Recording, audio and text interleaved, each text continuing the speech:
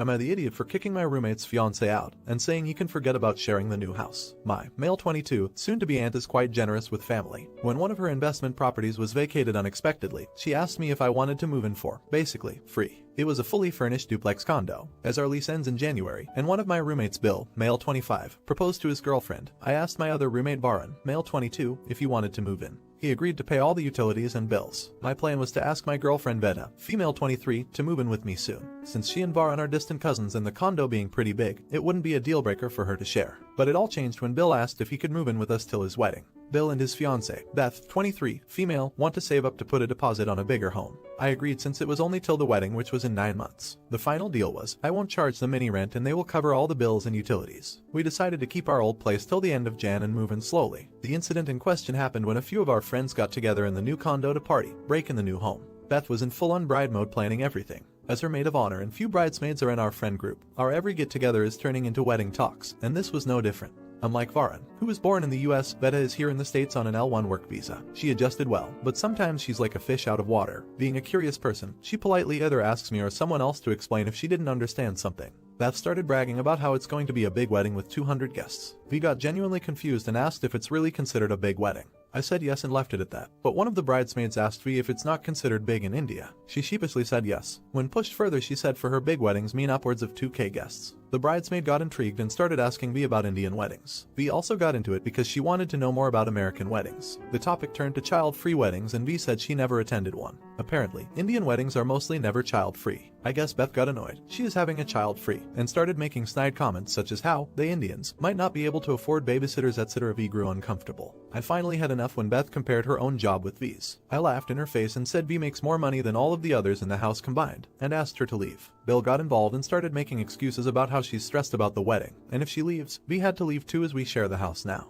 Here's where I might be an idiot. I said no, we didn't sign any agreement yet and he can forget about it until Beth apologizes. Edit. Sorry for the confusion. V didn't move in yet. I wanted to ask V to move in with me after a few months, but as Bill asked me if he can move in, I decided not to ask her until his wedding. She's there because I invited her to the party. Edit 2. My initial agreement was with Varun. He'll pay all bills, utilities and maintenance charges, and I won't charge him rent. The total came up to 60% of what we are paying as rent on the old place individually. When Bill asked to move in, I didn't think much of it, but wanted to get an agreement ready for the next 9-12 months. My aunt's lawyer was drawing one up. That's the reason we didn't sign one already. If I am being honest, I am a bit nervous about asking V to move in with me. So, I guess this became an unconscious excuse. Honestly, I never had a problem with him or Beth till now, which is why her comments came as a bit of a shock. Not the idiot. Beth was extremely rude and racist to make such statements, especially since this is actually your condo that you're leasing from your aunt with your girlfriend. You never invited either her or Bill to move in. Bill invited himself and her. Their sense of entitlement is ridiculous. Who the hell do they think they are? Update. A small explanation to the person and others who sent me a DM roasting me for not charging any rent to Bill when they could afford a 200-person wedding. I didn't grow up poor, but money was always tight. As for Beth getting a 200+ wedding, it's her mother's money and dream. Apparently, her mom saved up money just for a grand wedding. Coming to Bill, there were times he covered my rent when I didn't want to dip into my savings or ask my parents for a loan. I paid back at my own convenience. He never pressured me. Most people are rarely black and white, and I never had anything against him till this incident. So, yeah, when he asked to share the condo, I gladly agreed as it not only helped him but also gave me an excuse to not ask V to move in with me. I talked to Bill, and from what I gathered, it all started when he visited Beth's house. They had a small group, got drunk and played what Reddit liked to put it as, frick around and find out. One of the stupid questions was, who's the most beautiful, hottest person you've met? Partners and celebs excluded. Since Beth already answered, Bill answered V. Well, you read about the fallout. He apologized to me and V for being a prick, his words not mine. Beth too called and apologized to V. Something else triggered her, not just Bill's answer, and she will be restarting therapy soon. They are extending the lease on our old house and they will move in together. So, both of us decided to give them a second chance. As for V, I guess she's the total package. Beauty and the brain. Consider it a flex, I don't care. I accidentally saw her pay slip once, and she makes almost 10 times more than me. Though V is not the kind to lord it over others, it's still a little embarrassing. The matter of finances rarely came up till now, but moving in together means we need to have that discussion. So it held me back a little, but no more. I finally asked her to move in with me and she agreed. At least something positive came out of this mess. Let me end this by saying happy holidays everyone. A small edit. To those who think V didn't get any say in the decision, it was her choice to give them a second choice after speaking to Beth. I don't know what they talked about, and V's lips are sealed. These are V's words. If I have to cut every racist from my life, even when they are genuinely apologetic, I need to cut off my parents first and foremost for the things they said about you. Not the idiot. I would highly recommend you go talk to a therapist or a counselor about why it matters that V makes more than you before you allow that resentment to destroy your relationship. Not the idiot. But I disagree. I don't see resentment at all. I see a young guy who is very much aware that his feelings about this are unwarranted and irrational, and I'm sure they will figure it out together. A large gap in wealth can be awkward for anyone. What matters is how they deal with it. Both Opus and B seem to have their heads on straight, and I wish them the very best. This next story has a 3-year update and you won't want to miss it. Am I the idiot for wanting my husband to start paying more for our housing? Hi all. For reference, I am female 29, and my husband is male 30. We've been together since I was 20, and got married when I was 26. When we moved in together when I was 25, we were splitting our rent evenly. I was making $65,000 and he was making $80,000. And we live in a large US city. It didn't really make a huge difference in my budget versus his to split rent 50/50 for $26,000 a month rent.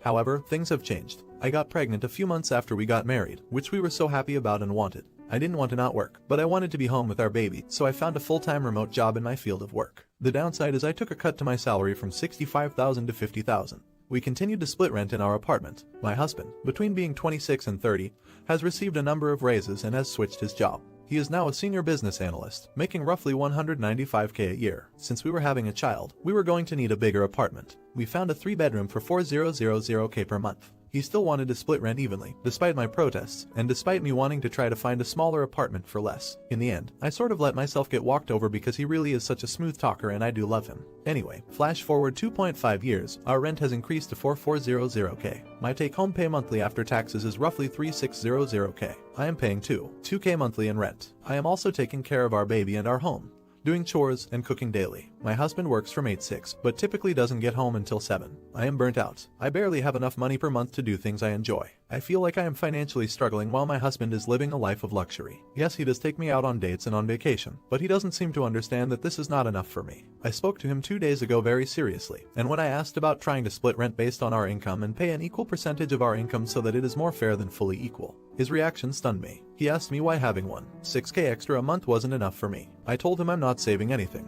He told me I should spend less on extracurricular activities, which makes me laugh because what extracurricular activities? All I do is work, cook, clean, shop for the house and raise our child. I told him I am basically working 2 full-time jobs at once and I need help. Then he asked me if I was suggesting he pay me for being a mother, and that stunned me. I really had no response to that. Anyway, he told me that this is the lifestyle we agreed when we moved in together way back when. However, he doesn't seem to understand, or rather does not want to understand. Now he is mad with me because he thinks I am being selfish and has been acting cold to me these past few days. I am getting the itch to apologize and take it back like I always do, but I really feel I am right here. Am I the idiot? Edit. Thank you all for all of the responses. I can honestly say I did not expect to get this feedback. I am honestly overwhelmed and cannot reply to all of you, especially while I am working, but I wanted to update some things here. I love my husband with all my heart, and it is heartbreaking for me to read these comments and realize that I am being taken advantage of. I need to figure out the best way to approach this issue and solve it before it gets too far. I want to work this out and the fear of being alone is haunting me. Yes, I did sign a prenup that was overseen by his family attorney. My husband comes from extreme wealth and I was young and stupid and went with it. Head over heels like my mother always said I was. As for his family, we get along great and they love me. It's very confusing because they are such incredibly generous people and they are family. But they don't know about our financial situation because my husband and I believe that our marriage is private. And I would feel like I was betraying him by telling them. I'm sorry I cannot reply to all of you, but please know I am reading all of the comments and making a plan of approach with them. Edit 2. For those talking about the dates and vacations bit that he pays for, I have asked him numerous times to help lighten my financial load instead of going on these trips and dates, and he has refused.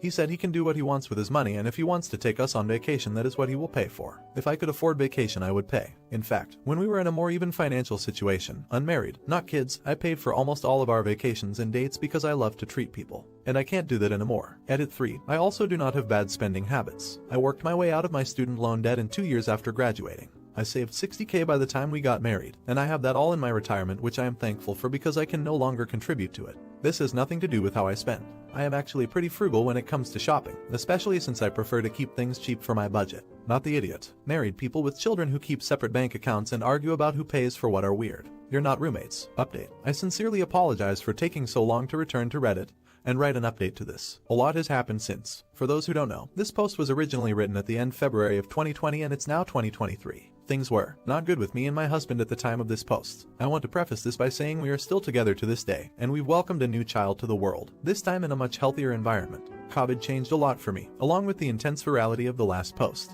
Neither my husband nor I got laid off or furloughed, and we weren't so thankful, but my husband moved to work from home. That perspective shift changed a lot for him when he said what I had to deal with day to day. Things I could never properly communicate about how difficult it is to work while raising a child and what I brought to the table that he could never see. Despite his newfound appreciation for me, I still found myself resenting him. It was in June that I finally proposed that we go to couples counseling, after doing my own virtual therapy sessions since March, from which I learned about why I let people step over me based on my childhood and past and how to overcome that. To my surprise, my husband agreed, and so we've been in weekly counseling since, even to this day. It helped him get to the root of his fears and address why he has trouble trusting me financially, which had less to do with me and more to do with what he was brought up believing and had been instilled with. After coming to the point of telling him I wouldn't want to continue building a family or a life with him where he watched me struggle from luxury, with the help of our amazing counselor who guided us, my husband was willing to adjust our lifestyle to be more equal. I'm not saying everything was or is magically perfect. I know people wanted an update where I left my evil husband and took my baby to start a new life, but I did marry this man for a reason. I saw the good, and past this struggle we've had to overcome. He's become the man I knew I'd married. We now have a joint bank account as well as our own on the side.